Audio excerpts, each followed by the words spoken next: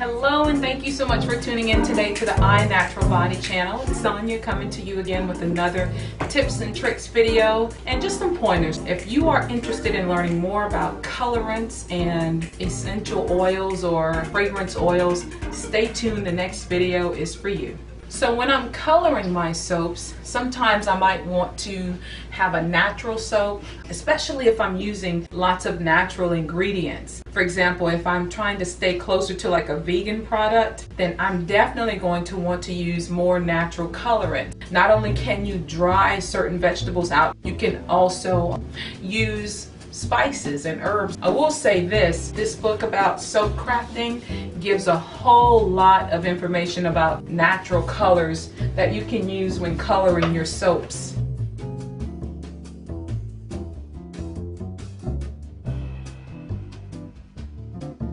If I added more titanium dioxide, I can get that lighter color, versus if I added a little activated charcoal, I can get a darker color. I can be mindful of the color with it. And this is a natural colorant in my opinion. This is just what I tend to use.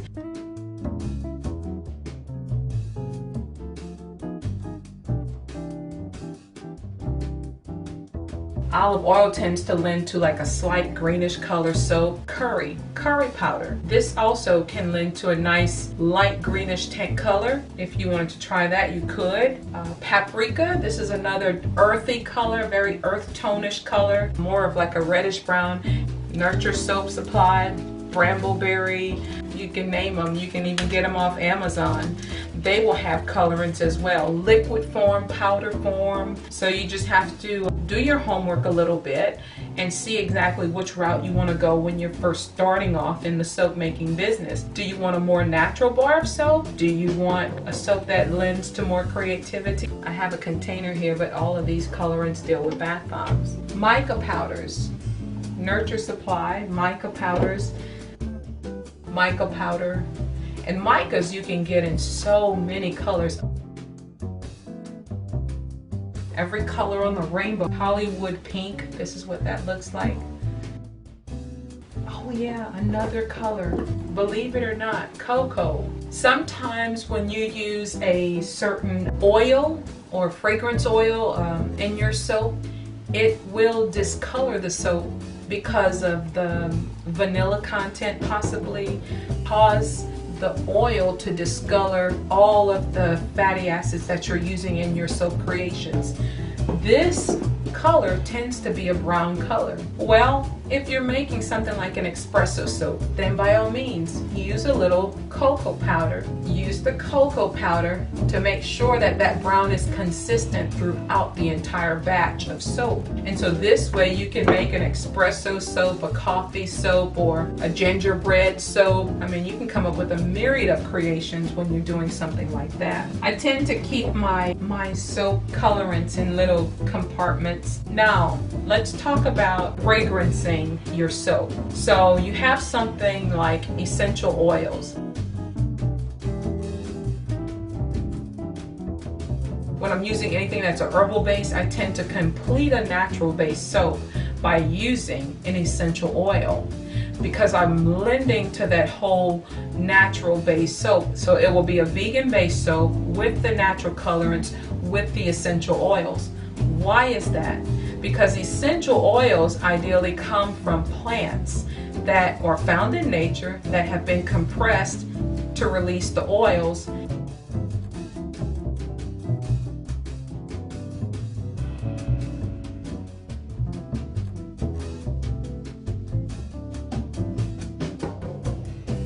Certain flowers have been known to assist in pain, in helping to relieve pain. Certain oils remove impurities. Ideally, the essential oils, you must be careful with it and you must use it in moderation. Keep that in mind.